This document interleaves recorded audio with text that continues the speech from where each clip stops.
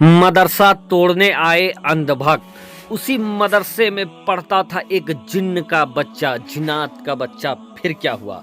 प्यारे दोस्तों, अस्सलाम वालेकुम। आप देख रहे हैं इरफानी नेटवर्क यूट्यूब चैनल और मैं हूं मोहम्मद इरफान, झारखंड। एक और सनसनीखेज कहानी आज आपके सामने लेकर आए हैं दोस्तों, जहां मदरसे में पढ़ता था एक जिन्नात का बच्चा और उसी मदरसे को जब अंधभक्त तोड़ने आए तो फिर जिन के बच्चे ने उन अंधभक्तों का क्या हश्र किया दोस्तों, देखकर आप भी चौंक जाएंगे। तो चलिए दोस्तों, वीडियो का आगाज करते हैं, लेकिन उससे पहले आपसे रिक्वेस्ट करेंगे, अगर अभी तक चैनल को सब्सक्राइब नहीं किया है तो चैनल को जल्दी आप सब्सक्राइब कर ले और बेल के बटन को ऑन कर ले। दोस्तों, आपने जरूर सुन रखा होगा कि जिन्नात के बच्चे भी मदरसे में वेश बदल कर आकर कुरान मुकद्दस को सीखा करते हैं। जिन्नात के बच्चे मदरसे में आकर पढ़ा करते हैं।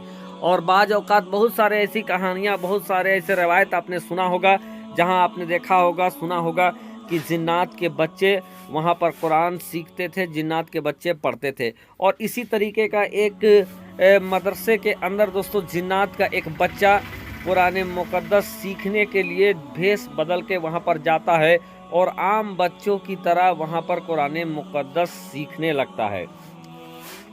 दोस्तों, किसी को ये पता नहीं था कि जो बच्चा है ये बच्चा आम बच्चा है या जिन्नात का बच्चा है।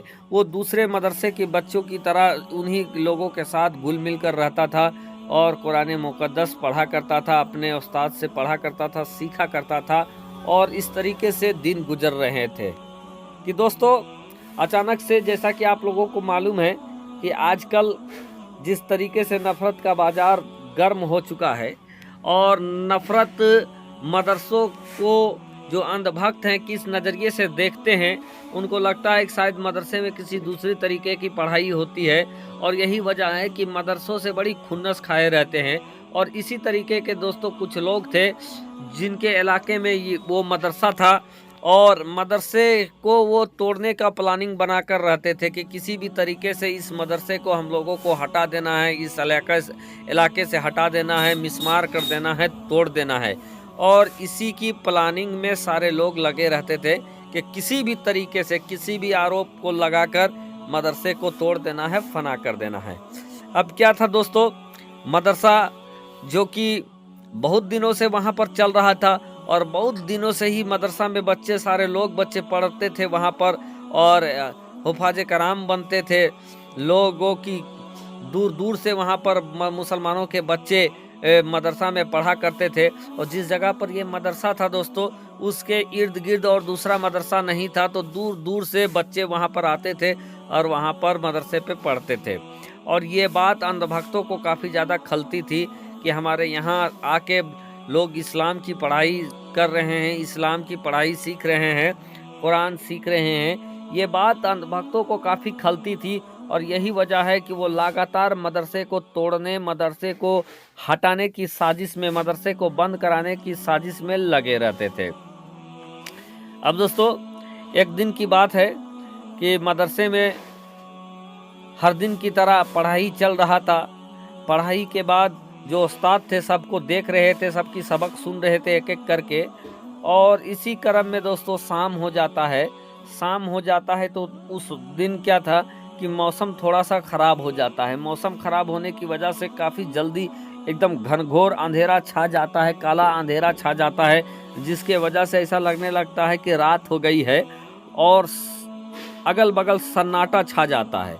अगल बगल जब सन्नाटा छा जाता है तो उसी चीज़ का फ़ायदा उठाकर कुछ अंधभक्त मदरसे को चारों तरफ से घेर लेते हैं और घेर कर नारेबाजी करने लगते हैं।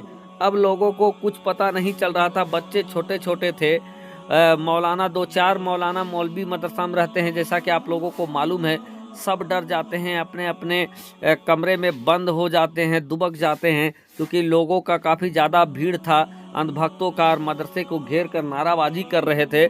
ऐसे में बच्चे, जो छोटे छोटे मदरसे के बच्चे थे, वो डर के मारे उनके रोंगटे खड़े हो गए थे, वो भी बिलखने लगे थे। किसी को कुछ समझ में नहीं आ रहा था कि अब क्या होने जा रहा है, अगला पल क्या हो जाएगा, क्या मदरसे को तोड़ दिया जाएगा, क्या वहाँ पर पढ़ने वाले मौलाना या बच्चों को मार पीट कर भगा दिया जाएगा। किसी को कुछ समझ में नहीं आ रहा था। डर के मारे सारे लोग दुबक गए थे, बच्चे वहाँ पर दुबके हुए थे।